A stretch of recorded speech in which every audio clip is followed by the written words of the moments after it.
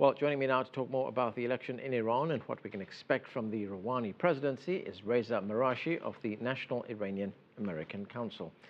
Thanks for joining us. How much of a surprise was this win? I think it surprises anybody who's being honest with you about what they anticipated from this election. Trying to predict Iranian politics is notoriously a very humbling experience, but the Supreme Leader and nobody around the Supreme Leader came out and spoke favorably about the Rouhani candidacy. They didn't necessarily speak against it either. But I think it's safe to say that this was not Rouhani's choice. He was approved to run in the election along with 7 other candidates who are generally considered to be palatable to the Supreme Leader. But it caught a lot of people by surprise, and it shows that hope and courage prevailed because the Iranian people went to the ballot boxes and they let their feelings be known overwhelmingly. Right, and we saw that by the high number of people who turned out to vote. So what can we expect from the new leader in terms of changes in policy? Well, you can certainly expect a change in tone from the outset. Few have the same tone as Mr. Ahmadinejad, but it also goes without saying that there are numerous unelected officials that will remain in power, including the Supreme Leader inside of Iran.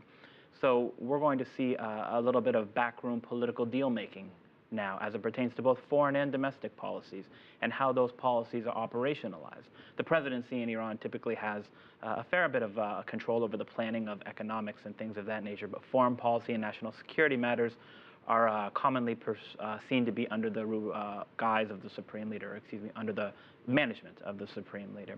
So there will be some back and forth. These 2 men, Rouhani and Mr. Khamenei, the Supreme Leader, have worked together before, so they're familiar.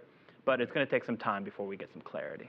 So there will be a big question mark over exactly how much change he can drive and implement in the country. I think that's what everybody's wondering right now. The Iranian people certainly expect change after going to the ballot box and letting their feelings be known overwhelmingly.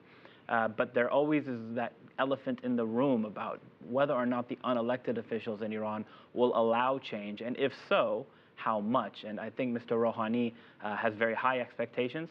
And I think people around the world, including inside of Iran, should understand that this is a marathon, not a sprint, when it comes to the kind of changes I think most people would like to see. Okay, Reza Marashi, thanks for joining us.